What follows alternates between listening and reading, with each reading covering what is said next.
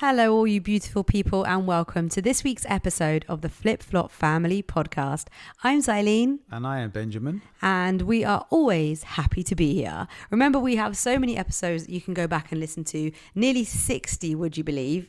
Actually, yes, nearly 60. I think we're just one away. So that's pretty exciting. Lots of different episodes for you to listen to about self-confidence, about manifesting, even about sleepovers and everything that goes on in family life. But today we wanted to talk about something that is a little more serious. We're going to keep it light, but it is a very serious issue. And given that this week is Hate Crime Awareness Week, which is between the 11th and 18th of October, it's really a bit of a coincidence that I actually was a victim of racism recently.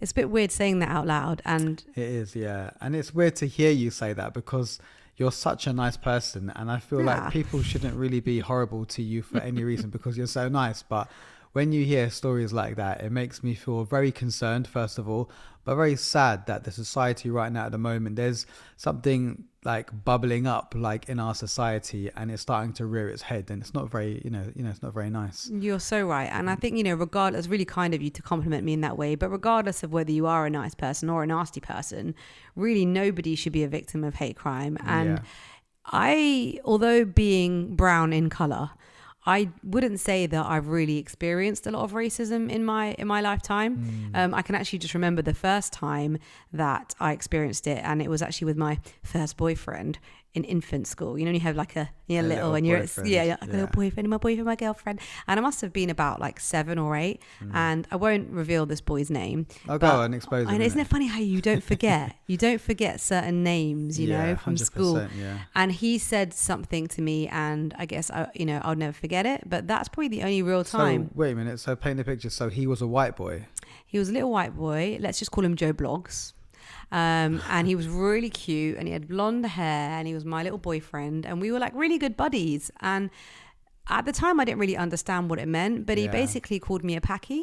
Yeah. And I was really confused. Yeah. And I don't know whether my brain has elaborated this story into him telling me to go back home or whether he did say that. I'm not sure. But I felt that was the vibe, And I was so confused because I was like thinking in my head, I live up the road. And I didn't really understand. Yeah, at that age. Didn't get it. No. Have you ever experienced any racism? Yeah, I mean, growing up in East London, it's quite a mixed bunch of people there. So I feel like there wasn't lots of racism unless you went on the outer parts of East London. So like, Romford or somewhere like that. But there was this one boy in my school, I won't say his name, but his sister was in my class. And one day I was just in the playground and he would come up to me and just call me a black, see you next Tuesday. And he didn't say it in an aggressive way. It wasn't like he was angry. He would just go, hey, you black, see you next Tuesday. What? And I'd be like, I didn't understand what that meant. Primary school, so I must have been about, not 5, but I'd say at least 8 years old. So I'd never heard this word before. And then it started to be a recurring thing every day. Like your nickname, you black, your see nickname. you next Tuesday. And I'd be like, yeah, cool. All right, cool. And then, but it's because he was saying it in such a casual way. Yeah. It didn't seem like it was a rude word. And then one day we were on the way back from church. So my dad's driving, my mum in the passenger seat, and me and my sister in the back. Black, oh my God. And she was annoying me. And so I kept going to her, yeah, you black, see you next Tuesday. Didn't. But I was 8, right? So I'm quite innocent. And anyway, and obviously you're using the acronym because we don't want to swear on this podcast. But I didn't want to say the word. Swore. I was calling her that, not knowing it was racist, not knowing it was like highly offensive or anything like that. So I'm calling her these names, and then she didn't like understand them as well. So my dad goes into our driveway, pulls up, parks the car, turns the car engine off, and then like my sister goes, Dad, Mum, Ben keeps calling me a black, see you next Tuesday. Oh my And then God. I knew that something was like seriously wrong because my parents just looked at each other with this look of like horror. And they were just like, what? Where did you hear that word, Ben? And I was like, yeah, this little boy in school, he keeps calling me a black, see you next Tuesday. And they were like, they looked horrified. Oh They my looked God. horrified. What did they do? They didn't have a go at me because they They knew you understood didn't that I know. didn't know what this Yeah. term, was. Yeah. So anyway, my dad said, right, I'm going to school on Monday morning. I'm going to have a go at the headmaster. I'm going to find out what's going on. And then, they kind of like marched into school on Monday morning and they had a meeting with the headmaster. And I think they had a word with that kid. But yeah, it was just such a casual thing. But it was mad because where is he hearing this? That's He's what I in was about to school. say. Is Yeah. he? What is? Parents are at home and saying, "Oh, look at that black. See you next Tuesday. Isn't he this? Isn't he that?" But yeah, they probably that's are. insane. Because I don't know where else a child of that age would hear it. I think these days things are very different, and perhaps what comes out of children's mouth isn't necessarily always what they hear in the home because they have so much access to like the external world with the internet and social media and gaming and everything that children have access to nowadays. Yeah. I can't always say, I wouldn't always put my hand on my heart and say, oh, it must be the parents, but in those days, for sure, like where else would they? And even TVs, we had most people, if they were lucky, had one TV in their house, not like. But even that term wasn't wouldn't really hear it. like used on TV because Exactly. it's so like offensive. It wouldn't be Yeah. something you see like on Yeah. EastEnders or anything. So obviously you must have heard it at home or somewhere else. It's but crazy, mad. but obviously you've got a story from when you were younger. My initial story was from when I was younger.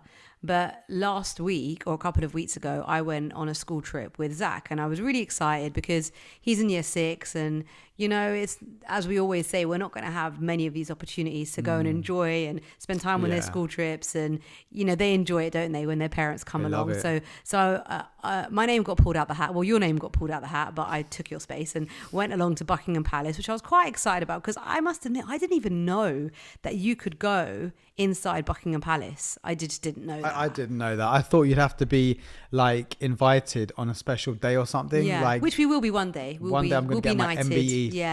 I'm going to become a dame, and but you are allowed to. There are rooms that you can go and visit, and we were really lucky because this particular week was schools week, so it wasn't open to the general public. It was only open to schools, which means there was hardly anyone in there, and I really enjoyed it. We got these headsets, and they explained to us the history. We were in the actual room where they have the like really nice backdrop and the throne for the king and queen, and where the pictures are taken, like for the wedding of William and Kate. And I went into the room where like Prince William, I should say, was actually christened, and where Elton John has played, and it was really amazing, and we learned a lot of history, and all in all a really good trip. And I really like hanging out with Zach's school with his mates because I feel like I can get to know like who he's hanging around with, and I think when children know the parents, they're sort of less likely to kind of be silly to your children at school. There's a bit of an element of respect there. Yeah. And I was kind of bringing up the levels of coolness. They were telling me to say, they were like, Zylene, can you say 6, 7, and can you mew and do all these things? And as I was doing it, they like thought I was super cool. So I was earning some badges. So all went well. And then just paint the scene now. So we're on the Met Line. We're on our way home. My group of children that I had to chaperone included Zach, so an Asian boy, a black boy, and 2 white boys. So these are my 4 boys, and we're sitting in the carriage, and a lady came on the carriage, seemed a bit colourful, and was singing to herself, like not to herself, out loud, and looking at the boys and singing. And she seemed a little bit. Maybe she had drunk a bit too much juice, or maybe she had mental health problems, which I think actually in the end, I think she maybe had mental health problems, but she didn't seem like harmful, So we stayed in that carriage, and then all of a sudden, out of nowhere, I wasn't even looking at her, she basically called me a dirty packy, and then there was an older white woman sitting next to me, and then she then looked at that woman and then looked at me and basically told me that I have to listen to this white woman who was next to me. And the older white woman looked sort of around and looked at me and didn't really know where to look. Yeah. And then promptly me and the boys got up and sort of moved, because at that point, I must admit, it happened so quickly that I didn't even really know what to do. But there was if I was on my own, I would definitely have reacted differently. But because I was with the boys, my obviously first job was to keep them safe. And it just, she seemed at that point a bit threatening. So I just kind of removed the children. But like I said, it happened so quickly that it didn't really hit me properly until I was talking to you about it, and you were really livid about what had angry happened. for days. Yeah, I was so angry you for days. randomly messaged me, but like, babe, I'm really annoyed about this. But only afterwards, I guess, on reflection, did I start to actually feel really upset about it, that someone felt that they could do that, and sadly, I wasn't able to hold them accountable because of the situation I was in. I think what you done was the right thing. I think you need to think about the boys first. So getting them to safety, and also if you've got mental health problems, you still can understand what's offensive. So that's what that's what I'm not really too happy about, is the fact that she still knew how to offend somebody, which isn't cool. So even if you have these issues, you still need to be told, look, when you're out in public, you can't be saying these things. So someone should have said something to her, but I don't think that you were in that right place to be saying something, because obviously you're there with a bunch of school kids. Yeah. So what you done was the right thing. I think it was the right reaction, but I hope one day she is held accountable, because it's not right. Yeah, I mean, I think you raised a really important point there, which is the fact that nobody on the carriage said anything. Nobody came someone to my else could have aid. said something, but Yeah. it's not really for you to, because what if she pulled out a knife on you, or she done something, or she Yeah, grabbed a kid on or the kids, whatever, exactly. hit a kid. You don't know what these people are going to do. So Well, it's been in the news actually today, and I think TfL are asking passengers in particular to basically stand in solidarity to support one another in situations of hate crime. but I don't get why that's being said. Isn't that a standard thing? Shouldn't you do that anyway? Yeah. I don't get why. Right, guys. Now we're going to be doing a campaign, so we want you to look after each other on the trains. Shouldn't that just be a given? Isn't It that should if I saw a woman being abused, I feel like it would be my place to step up and say something. I totally agree. I don't understand why it has to be said. It's got to be some kind of campaign now. Yeah, I don't really know. And obviously a lot of people are lashing back and saying, well, surely TfL should just have enough staff to be there to support people who actually have hate, who have a hate crime on them, who are targeted because of either their sort of disability or their race or ethnicity, religion, sexual orientation or gender identity. But I guess they can't be everywhere, and you need to have backup. And I think the more people that sort of hear and believe that this is wrong, the better it's going to be, and it's more likely to be clamped down on. But like you said, I almost feel like it's on the rise. I feel like we've gone through a big portion of our lives, well, I definitely have, where I don't feel like I've been very targeted, or maybe I'm a real glass half full kind of person, and I look at the world in quite a rosy way. But I haven't felt it. Yeah, I know what you mean. As much as I feel it of late. Yeah, 100%. I feel like as a kid growing up, I did experience feeling a little bit different. I mean, obviously I was a Catholic boy in a Catholic school. And you were brown. And I was brown. So I was a minority straight off the bat. And I always felt like I was different, and I was told it as well. But after I finished my primary school, I didn't feel it as much. Yeah, there'd be the odd thing, here and there. But in my 20s, I was cool because obviously I was older. And it was fine, my 20s, my 30s. But it's only recently I'm starting to feel that, people just kind of, I don't know, there's just an energy in the air. If I'm around certain people, I can just feel them having a look at me and, maybe assuming something about me just by how I look. Yeah. And it's not a nice feeling. No, definitely. I mean, I definitely remember feeling this around the time of the big terrorism attacks that have gone on in the UK. Obviously, being Muslim myself, I almost felt like I didn't want to tell people that I was a smiley Muslim, because straight away people look at that and associate you with so many terrorism acts that have been that basically have been carried out by Muslims. So again, I can understand why people may feel that way, but obviously in every religion, in every race, there are good and bad, and we can't taint everybody with the same cloth, but it's just a very sad situation, obviously, with everything that's going on, in Gaza as well. And I just feel like the world's not in a great place, and it's a really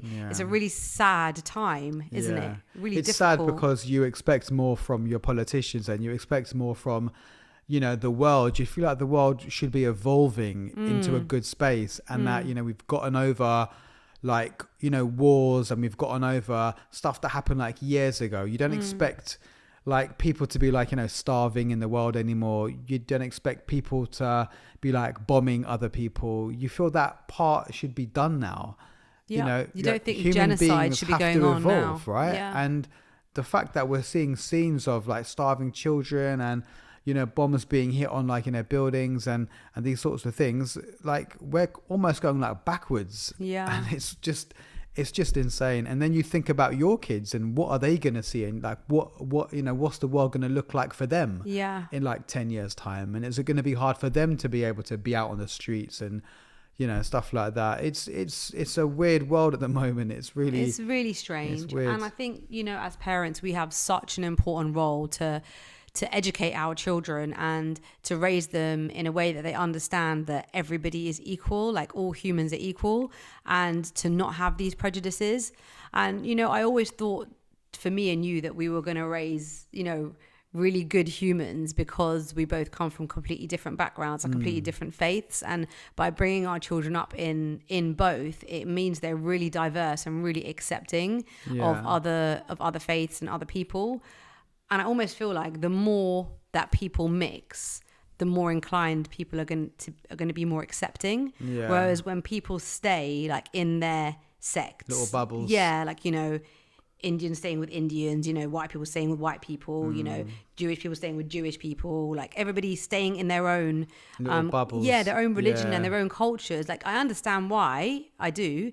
There is a pull in that direction. It's easy, isn't it? But at the same time, how is diversity going to evolve? Like we're just, I don't know. I mean, this is a bigger conversation, and this podcast episode was not meant to get so deep. We're trying to keep it light, and it was just that obviously through going through this experience and then the fact that Hate Crime Awareness Week happened to fall this week, it seemed like a really good moment to talk about it. And I guess just a bit of food for thought to open up conversations for families to have with their children. Obviously we had to have a conversation with Zach about it. He was really shook up about it, as he could feel that this woman was targeting me on the train. And, you know, Zach is, you know, quite temperamental at the best of times, and you know, he is a bit of a warrior. So that was really sad that this had such an impact on him.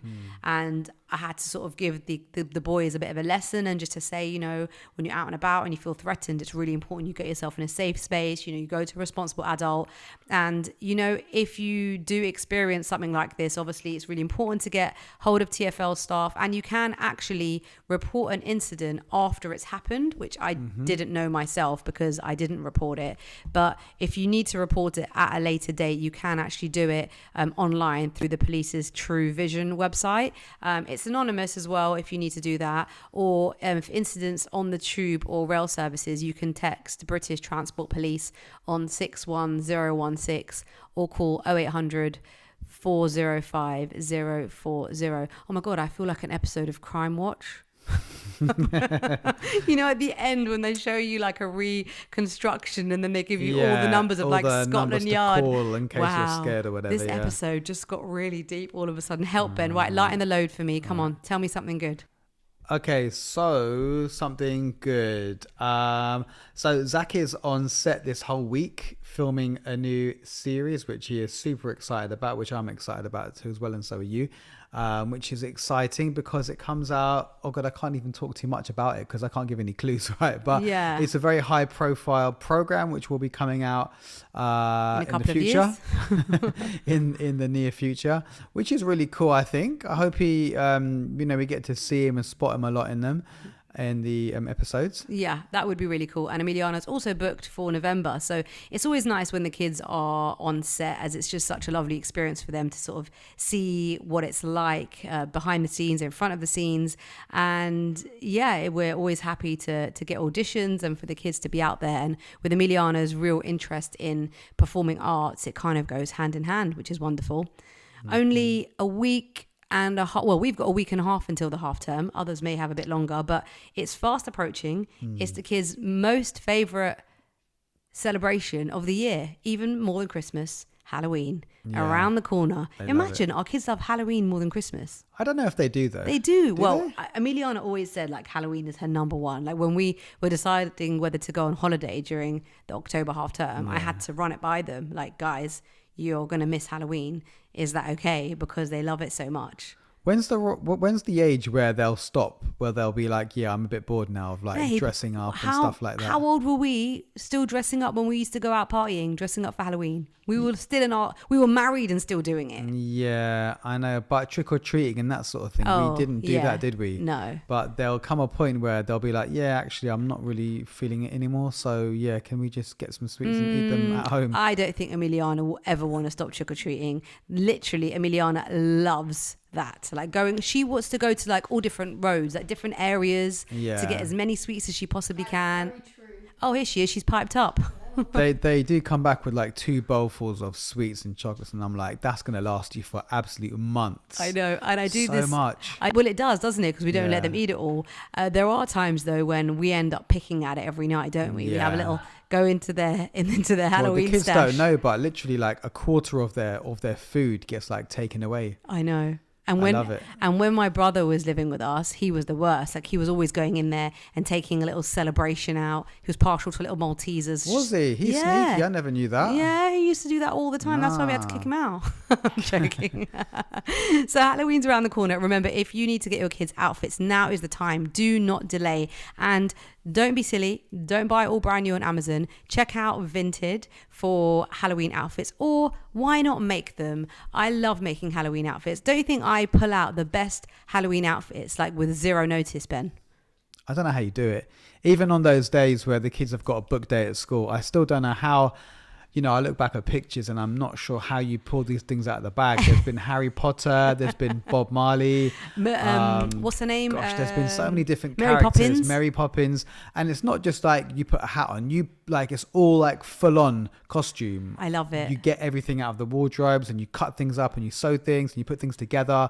You glue things. And I'm like, how did you do that in like 1 hour? I know, but you know what I'm like? I love a challenge, don't I? So Love a challenge. that's why I just keep offcuts of everything, like half cut off tights and socks and like random belts. And I just keep stuff because I know that it's going to come in handy. And I just love pulling out an outfit. So when the kids are like, oh, mum, can you order this? Like Emiliana wants to be, you know, that inflatable where you're standing up and you have an inflatable person hanging On off you, you. yeah. So it looks like you've got someone on your back. Yeah.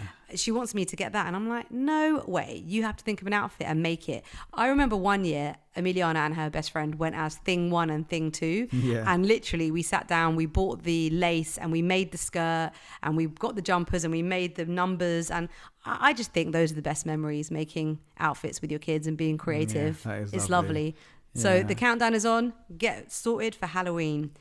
I have a game changer. Now, it's a bit random, but I went to go and get my hair cut and they used the most amazing shampoo on my hair. Now, I love Herbal Essence and I've been using it for absolutely ages. Love the smell of it.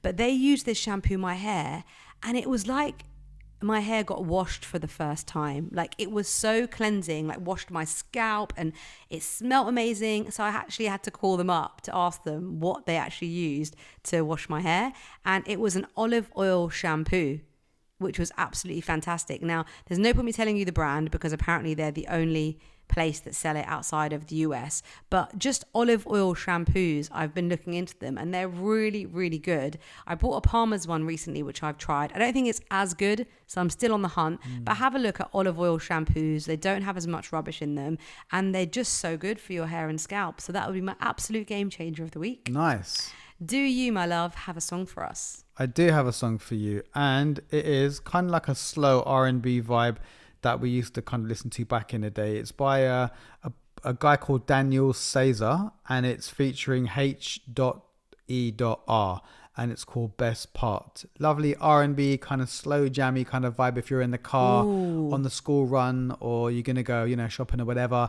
It's got that nice vibe to it. So Love it. I'll check it out. So remember, you can find that on the Flip Flop Family podcast Song of the Week on Apple and on Spotify. All right, so my little game changer of the week would be the fact that I am now eating figs, something I never thought I would say. I don't know why, but I've never really eaten a fig before. A fig is something I would never touch. I don't know why. It just, it looks a bit wrong. But I came home from work the other day and Zadie made me a lovely breakfast, and it was around 1 or 2 o'clock in the afternoon, and like she makes a bit of a breakfast, but then like a little kind of afters, Sweet. a little sweet part of it. So the sweet part of the breakfast brunch thing was like a slice of toast with like obviously butter and cream cheese and figs on top. And I was like, babe, that's going to be a waste of time because I'm not going to touch that. And she was like, just try it. You never know. And I'm like, the thing is, a lot of the time I do try stuff that I don't think I'll like. And then I'm like, oh my God, what is this? It's just amazing. Anyway, look, I have to admit that I was wrong. Figs on toast with cream cheese is a game changer. It's so nice, and I highly recommend it. The problem with you, Benjamin, is that you eat with your eyes. That like is true. you literally look at something Yeah. and you decide, you're like, babe, I'm from East, I eat apples and pears and easy peelers. Like I don't know about figs. And I love sort of tropical fruit. I love fruit from all over the world. I mean, you do too, to be fair. You like mangoes and Yeah. pineapples and whatever. But that's like a normal everyday fruit. I think it's but the a fig isn't, seeds. I don't think when you cut open a fig and you look inside, it can look a little bit scary, you know? Yeah. But I love sort of everything sort of Turkish and Cypriot, and I love those vibes. And this is a nice fresh slice of either sourdough or homemade bread, butter, cream cheese, sliced figs, and you forgot the piece de resistance, What was that? which is crushed walnuts yeah, of and a course. little drizzle of Cypriot honey, and it has to be Cypriot honey. And it is just the most delicious little dish, and you just feel like it just feels like luxury when It you're does. enjoying it. Yeah. So check out the Flip Flop Family Kitchen. I'm going to put a picture of it up there so you can have a look exactly what I'm talking about. It is, I mean, it's not really a phrase I use often, but when you look at it, it's a bit like food porn. It just looks so nice and yummy and Yeah. delicious. I don't think it looks nice. It 'cause does. It doesn't look nice. It does. doesn't The look red nice. fig on the No. background of the white cream cheese. It looks banging. No, it was on my plate and I was like, what is this, man? Take this off my plate. This looks awful. But it doesn't taste awful. It tastes lovely. Well, we'll put the consensus out there. Do a little comment, little message, what you think. Try the fig recipe, and yeah, just don't turn your nose up at it, okay? Just try it. Don't knock it until you've tried it, okay? Right, guys. It's been absolutely brilliant talking to you as always. Yes, we got a bit heavy today. It was a bit of a colourful topic, but we feel that it was something that was really important that we touched on. And we hope that if you've been a victim of a hate crime, that you've managed to unpack it and reflect on it and discuss it with your friends and family in an attempt to make the world a better place. Amazing. But for now, it's the end of this week's episode, and we look forward to catching you on next week's one. I'm Xylene. And I'm Benjamin. Bye, guys. Bye.